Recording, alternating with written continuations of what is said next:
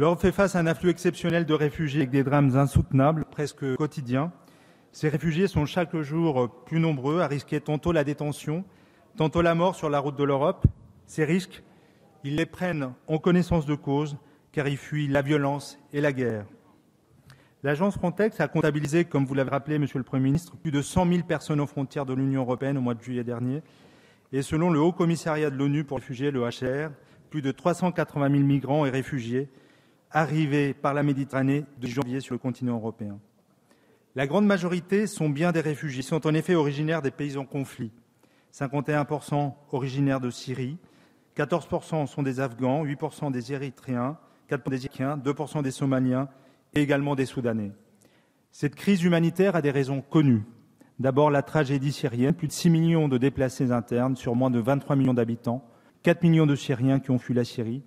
Aujourd'hui, c'est le Liban, pays de 4 millions d'habitants, qui accueille le plus grand nombre de réfugiés syriens avec plus de 1 500 000 personnes rapportées à la population française. Cela équivaut à 24 millions de réfugiés. Ces chiffres mettent en lumière l'ampleur de la tragédie et illustrent, à contrario malheureusement, l'obscénité de certains responsables, j'allais dire certaines, qui préfèrent s'aligner sur la droite extrême plutôt que de se montrer dignes de notre tradition d'accueil. Si les gouvernements européens et l'Union ont tardé, et tardent encore d'ailleurs, à prendre des décisions à la hauteur de la situation, les opinions publiques ont fait leur apparition dans le débat et c'est une très bonne nouvelle. Certaines communes ont également emboîté ce mouvement. En effet, la mobilisation de la population en Allemagne, comme en France, a été exceptionnelle ces dernières semaines. Nombreux sont nos compatriotes à proposer de recevoir des réfugiés chez eux ou encore collectent des dons en faveur des exilés. Des prises de position des artistes, des sportifs, des églises démontrent que le refus à peur ne sont pas majoritaires dans notre pays et que nombre de nos concitoyens se mobilisent en faveur de la solidarité et de l'accueil. L'Allemagne a annoncé vouloir accueillir 800 000 réfugiés cette année. C'est d'ailleurs l'Allemagne, ce pays qui reçoit le demande d'asile avec un peu plus de 200 000 demandes sur un total de 126 000 dans l'Union européenne, suivi de la Suède et de l'Italie. Et pour faire face à cette politique, le gouvernement d'Angela Merkel a débloqué un crédit de 6 milliards d'euros et décidé de construire en urgence 300 000 logements.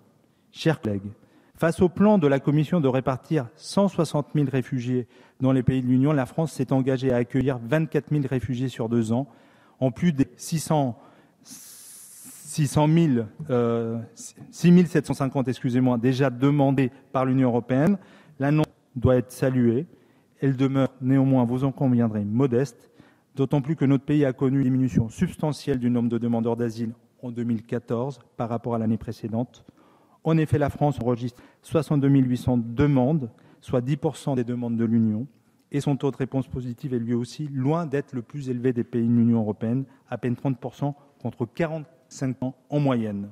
Dans l'urgence, 1000 demandeurs d'asile arrivés en Allemagne seront également accueillis en France. Le ministère de l'Intérieur a en outre annoncé un soutien exceptionnel et forfaitaire à la mobilisation des communes qui créeront sur leur territoire des places d'hébergement supplémentaires d'ici 2017 pour un montant de 1 000 € par place d'hébergement. Des dispositifs complémentaires sont également débloqués pour les propriétaires publics ou privés qui souhaitent contribuer à cet effort de solidarité selon les déclarations du gouvernement. Ces mesures nécessaires doivent s'accompagner d'un discours politique volontaire et courageux. Il est en effet grand temps pour les pays européens de parler un langage de vérité. L'Union européenne, c'est d'abord et avant tout un projet politique de paix et de solidarité. Déroger à ces principes, c'est trahir nos valeurs. À ce titre, il faut saluer le discours clair assumé de François Hollande sur la tradition d'accueil de la France tenue lors de la conférence de presse de rentrée. De même que la lettre commune du président et de la chancelière envoyée la semaine dernière aux autorités européennes, appelant à la responsabilité de chaque État membre et à la solidarité de tous. Cet appel solennel de respect des règles du droit d'asile, tant en matière d'étude des dossiers que d'hébergement et à terme d'un système d'asile européen unifié, est une nécessité, c'est même une urgence. Une répartition des réfugiés qui doit s'opérer équitablement et dans un esprit de solidarité entre les États membres doit être mise à la table des discussions de la manière la plus rapide. Ce texte soulève néanmoins des interrogations, notamment sur la création au plus tard avant la fin de l'année de ces centres appelés pudiquement hotspots, où migrants économiques et demandeurs d'asile seraient triés dès leur arrivée en Grèce et en Italie, sans sache vraiment comment se fera ce tri et selon quels critères. La question se pose également, et vous l'avez évoqué, Monsieur le Premier ministre, sur l'établissement d'une liste commune des pays d'origine sûrs, dans laquelle entreraient des pays candidats à l'Union européenne dans les Balkans, où, je le rappelle, la question des minorités ethniques n'est toujours pas totalement réglée, mais également la Turquie, qui se livre depuis quelques semaines à des attaques et à des opérations punitives contre les Kurdes. Le statu quo, chers collègues, n'est plus tenable. Réadapter les règles européennes, la solution est donc à cette échelle. La répartition des réfugiés, désormais revendiquée par l'Union, entre en contradiction, vous le savez, avec le règlement Dublin qui prévoit que les demandes d'asile soient traitées dans les pays où les réfugiés sont enregistrés. Le traité Schengen, pourtant défendu dans la lettre commune par nos deux dirigeants, se trouve également mis sérieusement en question et affaibli, puisque l'Allemagne a réintroduit provisoirement des contrôles à ses frontières afin de contenir la flux de réfugiés venant dans le pays. Il y a quelques mois, je le rappelle, à Vintimille, à la frontière entre la France et l'Italie, c'est un renforcement des contrôles policiers côté français qui avait bloqué des réfugiés qui voulaient rentrer en France et avait provoqué une montée des tensions entre nos deux pays. Face à cet énorme défi et pour répondre de manière efficace à la crise des réfugiés qui met en lumière l'insuffisance des coordinations des politiques européennes et l'incohérence des actions, il est urgent d'avoir une stratégie européenne en matière d'asile. En effet, les États membres doivent agir de façon solidaire et coordonnée, notamment pour venir en aide aux pays qui sont en première ligne. D'abord par un mécanisme d'urgence et obligatoire pour une répartition équitable des réfugiés entre les États membres, proposée par la Commission européenne le 9 septembre dernier. La proposition initiale de l'action de répartition d'urgence de 40 000 réfugiés en provenance d'Italie et de Grèce, d'ailleurs à l'initiative des Verts européens, avait réuni une large majorité au Parlement sur plusieurs points essentiels, et je les rappelle. Une répartition contraignante oblige tous les États membres à reloger les réfugiés selon leurs capacités. La nécessité d'une plus grande solidarité, d'un nombre significativement plus élevé de places de réinstallation. Et la prise en compte des préférences des réfugiés vers certains États membres en fonction des liens déjà existants, tels que des liens de famille ou des compétences linguistiques. Les écologistes demandent également à la Commission européenne de faire une proposition pour une révision du système de Dublin qui doit être remplacé par un système de solidarité et de responsabilité partagée, équitable à la fois pour les États membres et les demandeurs d'asile, car on le voit bien, le système de Dublin est un échec qui crée des déséquilibres insoutenables entre les différents États membres.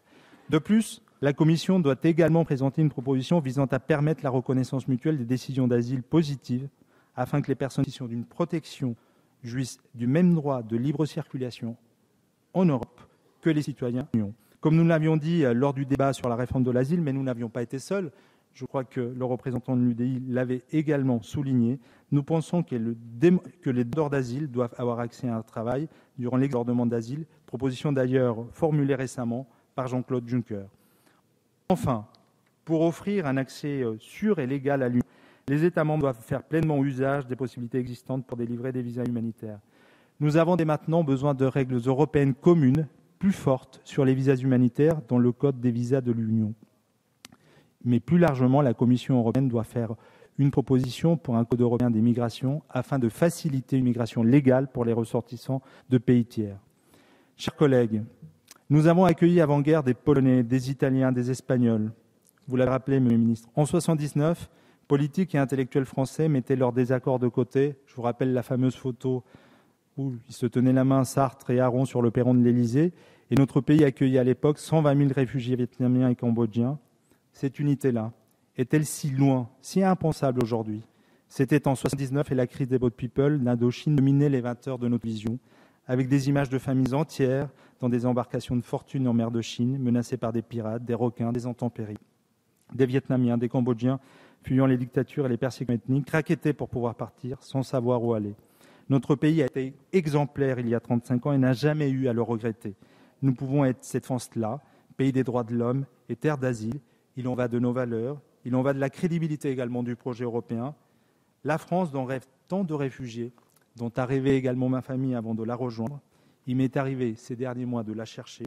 Je sais du cœur que cette France-là existe quand elle se montre fidèle à ses valeurs. Merci, Monsieur Cornado. Pour le